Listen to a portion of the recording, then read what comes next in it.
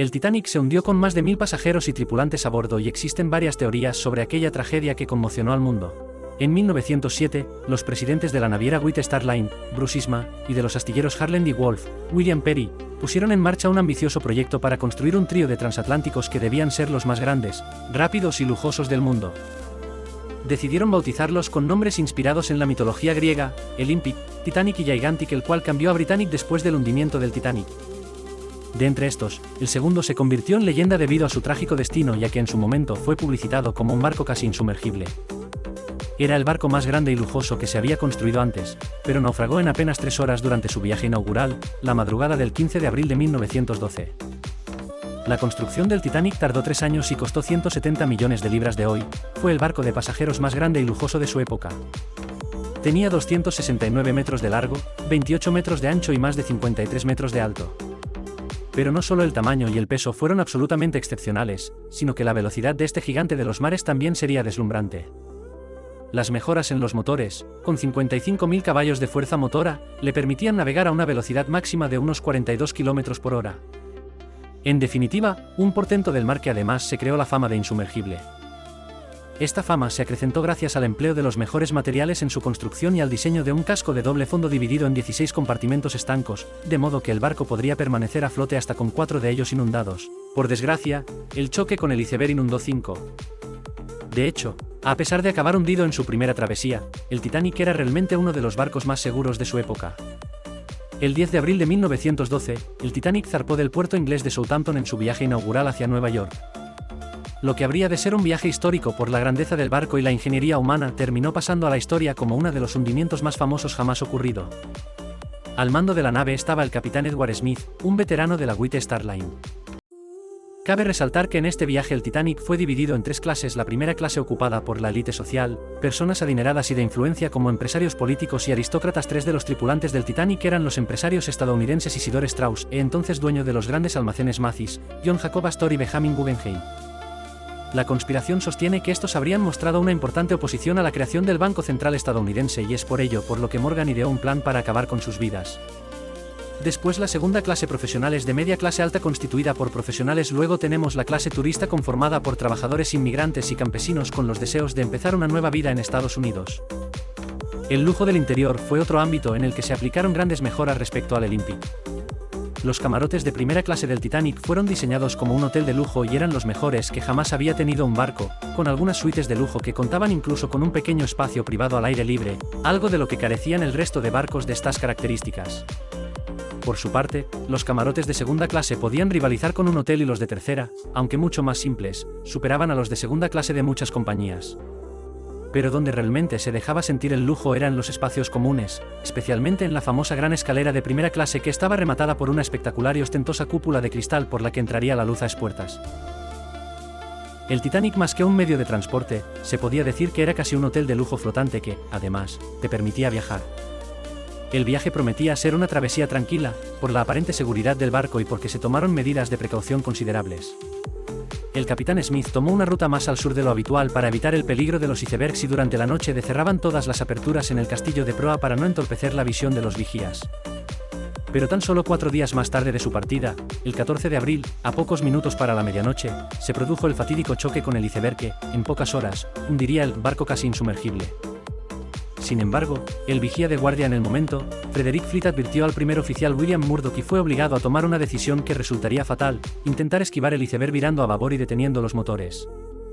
Esto provocó que, debido a la inercia del barco, el hielo terminara golpeando y rasgando el casco por estribor, por debajo de la línea de flotación. En minutos los compartimentos de seguridad comenzaron a llenarse a una gran velocidad, creando una inundación que resultó mortal. Se ha especulado mucho sobre las causas del accidente, cómo se podría haber evitado y si se podrían haber salvado más vidas durante la evacuación. Aunque parezca mentira, los pasajeros apenas sintieron el choque que terminó con el Titanic en el fondo del mar. Algunos sintieron una ligera vibración mientras que otros contemplaron cómo el barco pasaba junto a su verdugo helado. El extraño sonido que se produjo mientras el hielo rajaba el casco no provocó ninguna inquietud, ni siquiera en parte de la tripulación. Algunos hechos no dejan lugar a dudas sobre cómo el hecho de que el Titanic llevara botes insuficientes para todos los pasajeros. También es cierto que los vigías no disponían de binoculares lo bastante adecuados para una noche como la de la tragedia. Uno de los errores de diseño que influyó de forma decisiva en la tragedia fue no tener en cuenta la escala del timón, demasiado pequeño para un barco de tal magnitud. El capitán Smith, avisado del incidente, ordenó al diseñador del Titanic, Thomas Andrews, que viajaba a bordo, hacer una evaluación de los daños. Su veredicto fue que al barco le quedaban escasas horas antes de hundirse. Smith dio entonces la orden de preparar la evacuación y de lanzar un SOS por telégrafo a todos los barcos que estuvieran lo bastante cercanos como para acudir al rescate de los pasajeros. Sin embargo, se tardó demasiado en dar la voz de alarma y comenzar con la evacuación. Desde el principio, Smith y Andrews fueron conscientes de que sería imposible evacuar a todos los pasajeros puesto que solo había botes suficientes para embarcar a una cuarta parte de los mismos. La organización para evacuar el barco era evidente, mujeres y niños primero, no se llenaron los botes hasta su máxima capacidad. De haberse llenado al completo todos los botes se podrían haber salvado entre 300 y 400 personas más. El hundimiento del Titanic se precipitaba de forma rápida. Al haberse inundado los compartimentos de proa, el barco se fue sumergiendo hacia adelante, fue entonces que se arrió el último bote salvavidas y se desató el pánico a bordo, pocos minutos después. El capitán Smith, Thomas Andrews, Isidore Ida Strauss, al igual que muchas otras personas se resignan eligiendo pasar sus últimos momentos en paz, murieron a bordo. La proa se hundió del todo, levantando la popa del barco y provocando que éste se partiera en dos antes de hundirse definitivamente. El barco, casi insumergible, desapareció en las profundidades junto con casi el 70% de las personas que estaban a bordo entre pasajeros y tripulantes. Alrededor de las 4 de la madrugada, el barco Carpathia llegó al lugar del suceso. Logró rescatar a 705 pasajeros, el resto habían muerto ahogados o congelados debido a la glacial temperatura del agua.